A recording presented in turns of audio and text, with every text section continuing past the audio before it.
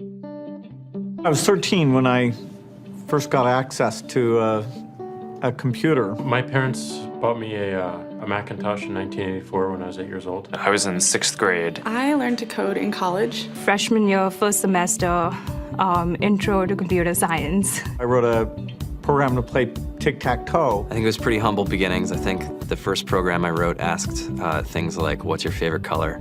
Or how old are you? I first learned how to make a green circle and a red square appear on the screen. The first time I actually had something come up and say, hello world, and I made a computer do that. It was just astonishing. Learning how to program didn't start off as wanting to learn all of computer science or trying to master this discipline or anything like that. It just started off because I wanted to do this one simple thing. I wanted to make something that was fun for myself and my sisters. And I wrote this little program and then basically just add a little bit to it. And then when I needed to learn something new, I looked it up either in a book or on the internet and then added a little bit to it. It's really not unlike kind of playing an instrument or something, or playing. It's something that can be learned. And I know it can be intimidating. A lot of things are intimidating, but what isn't? A lot of the coding that people do is actually fairly simple.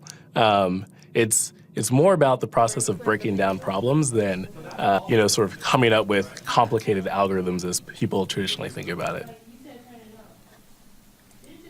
You don't have to be a genius to know how to code. You need to be determined. Addition, subtraction, that's about it. You should probably know your multiplication tables. You don't have to be a genius to code. Do you have to be a genius to read? Even if you want to become a race car driver or play baseball or build a house, and all of these things have been turned upside down by software. What it is, computers are everywhere. You want to work in agriculture? Do you want to work in entertainment? Do you want to work in manufacturing? It's just all. We all depend on technology to communicate, to bank, information, and none of us know how to read and write code. When I was in school, I was in this after-school group called the Whiz Kids. And when people found out, they laughed at me and, all these things. And I'm like, man, I don't care. I think it's cool. And, I'm learning a lot. And some of my friends have jobs. Our policy is literally to hire as many talented engineers as we can find. The whole limit in the system is just that there just aren't enough people who are trained and have these skills today.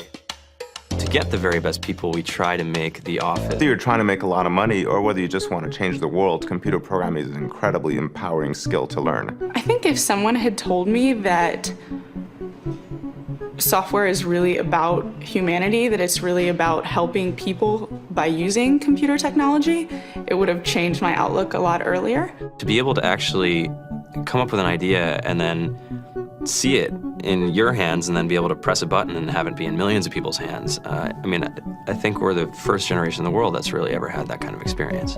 Just to think that you can start something in your college dorm room and you can have a set of people who haven't built a big company before come together and build something that 1 billion people use as part of their daily lives is just crazy to think about, right? It's humbling and it's amazing. The programmers of tomorrow are the wizards of the future. You're going to look like you have magic powers compared to everybody else. I think it's amazing. I think it's the closest thing we have to a superpower. Great coders are today's rock stars. That's it.